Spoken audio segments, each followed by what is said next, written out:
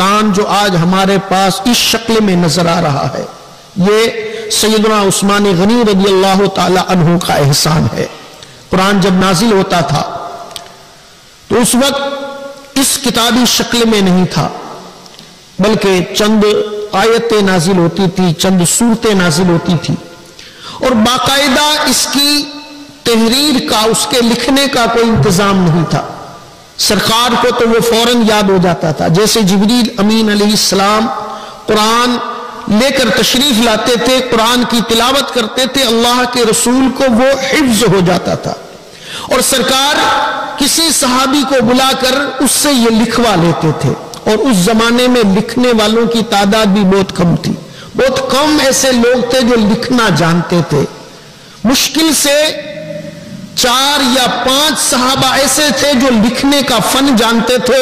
اللہ نے انہیں یادداشت ایسی عطا فرمائی تھی کہ کسی چیز کے لکھنے کی انہیں ضرورت محسوس نہیں ہوتی تھی، لیکن قرآن کا اہتمام سرکار اس طرح سے فرماتے تھے کہ کسی صحابی کو بلا لیتے تھے، اور وہ کاتب قرآن ایک حضرت زید ابن ثابت تھے، دوسرے حضرت مولا علی کرم اللہ تعالی وجہ الکریم تھے، اور تیسرے حضرت امیر معاویہ رضی اللہ تعالیٰ عنہ تھے، جو کاتب قرآن ہونے کا جنہیں شرف حاصل ہے، جو قرآن لکھا کرتے تھے۔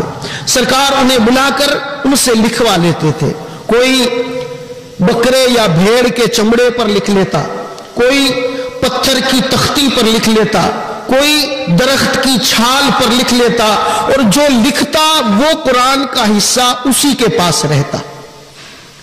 لیکن جب صدیق اکبر رضی اللہ تعالیٰ عنہ کا دور آیا اور مدعی نبوت مسلمۃ الکذاب کے ساتھ جنگ ہوئی، تو اس جنگ میں لشکر اسلام میں 70 صحابہ ایسے تھے جو حافظ قرآن تھے، اور ان میں سے بہت سارے اس جنگ میں شہید ہو گئے۔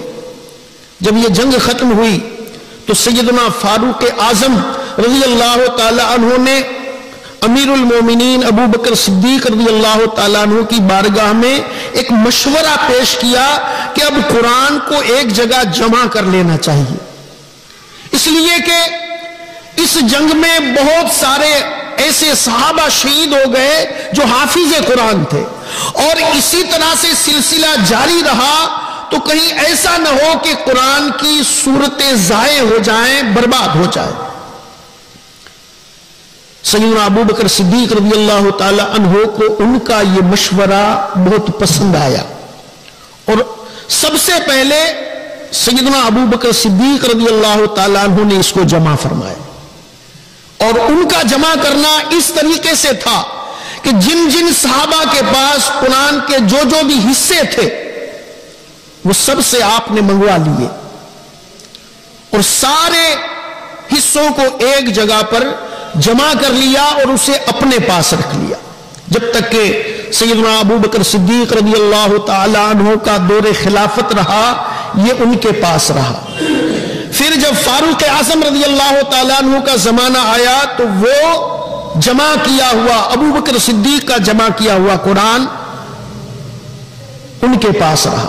پھر اسلامی فتوحات بڑھتی رہی، پہلے تو اسلام صرف عرب تک تھا، پھر ایران فتح ہوا، روم فتح ہوا، افریقہ فتح ہوا، سندھ فتح ہوا، اسلام کا رقبہ بڑھتا رہا، اور مسلمان دور دور کے علاقے میں جاتے رہے۔ اب جب قرآن نازل ہوتا تھا تو قرآن کے الگ الگ قبیلوں کی زبان میں تھوڑا تھوڑا فرق تھا، جس طرح سے ہماری زبان گجراتی زبان ہے، یہاں اس کا لہجہ کچھ الگ ہوتا ہے، 100 کلومیٹر یا 200 کلومیٹر چلے جائیں تو تھوڑی زبان تبدیل ہو جاتی ہے، پھر اور بھی تبدیل ہو جاتی، زبان ایک ہی ہوتی ہے لیکن کچھ فرق آ جاتا ہے۔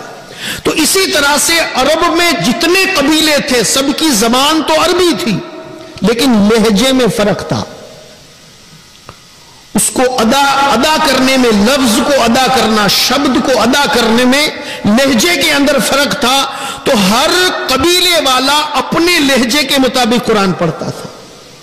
اب ضرورت پڑی کہ قرآن جو نازل ہوا تھا وہ قریش کے لہجے میں نازل ہوا تھا. قریش کی جو عربی زبان تھی، قبیلہ قریش جو ہمارے حضور کا خاندان تھا، اس کے علاوہ بہت سے خاندان تھے، بنی عدی، بنی تیم، ہر ایک قبیلے کا لہجہ زبان میں تھوڑا تھوڑا فرق تھا.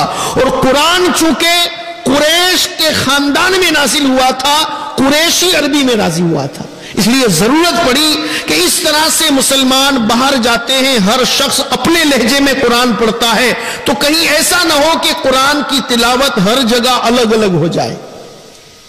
جو قبیلے والا جہاں جائے اپنے لہجے کے حساب سے قرآن پڑھے، پھر دوسرے قبیلے والا جس حصے میں جائے اپنے قبیلے کے مطابق، لہجے کے مطابق قرآن پڑھے. تو جب حضرت عثمان غنی رضی اللہ تعالی عنہ کا دور خلافت آیا تو اب ضرورت محسوس ہوئی کہ سب کو ایک طریقے پر جمع کر دیا جائے.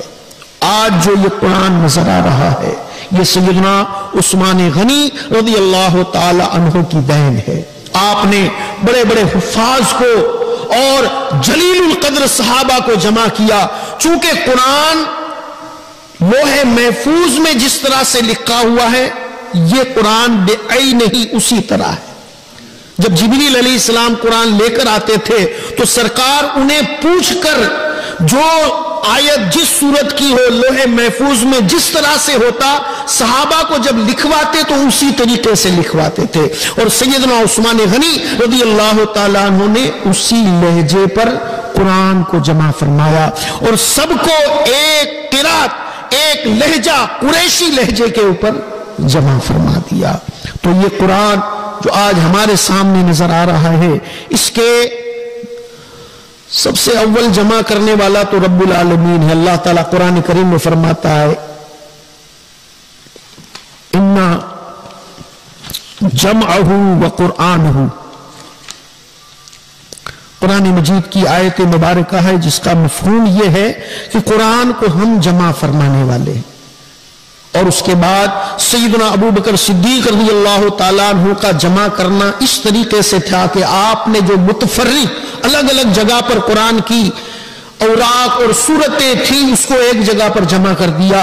اور اس ترتیب کے ساتھ جمع کرنے والے سیدنا عثمان غنی رضی اللہ تعالیٰ عنہ ہے. سیدنا عثمان غنی جامع القرآن سے روایت ہے کہ نبی کریم صلی اللہ تعالی علیہ وسلم نے ارشاد فرمایا تم میں سے بہتر وہ شخص ہے جو قرآن سیکھے اور قرآن سکھائے. ہمارا دین کا سارا مدار قرآن پاک کے اوپر ہے. ساری تعلیمات اللہ نے قرآن کریم کے اندر ارشاد فرمائی. سرکار علیہ السلام نے ارشاد فرما خیرکم من تعلم القرآن وعلمہ. تم میں سب سے بہتر وہ ہے جو قرآن خود سیکھے اور دوسروں کو سکھائے. حضرت ابو امامہ رضی اللہ تعالی عنہ سے روایت ہے حضور پر نور صلی اللہ علیہ وسلم نے ارشاد فرمایا قرآن پڑھو کیونکہ وہ قیامت کے دن اپنے اصحاب کے لیے شفیع ہو کر آئے گا. قرآن کی تلاوت کرنے والوں کے لیے قرآن شفاعت کرنے والا ہوگا. حضرت عبیدہ ملیکی رضی اللہ تعالیٰ عنہ سے روایت ہے رسول اللہ صلی اللہ علیہ وسلم نے ارشاد فرمایا اے قرآن والو قرآن کو تقیہ نہ بناؤ، یعنی سستی اور غفلت نہ برتو، اور رات اور دن میں اس کی تلاوت کرو جیسا تلاوت کرنے کا حق ہے، اور اس کو پھیلاؤ یعنی اچھی آواز سے پڑھو، اس کا معاوضہ نہ لو، اور جو کچھ اس میں ہے اس پر غور کرو تاکہ تمہیں فلاح ملے. اس کے ثواب میں جلدی نہ کرو کیونکہ اس کا ثواب بہت بڑا ہے. قرآن کریم جب عربی زبان میں نازل ہوا تو عرب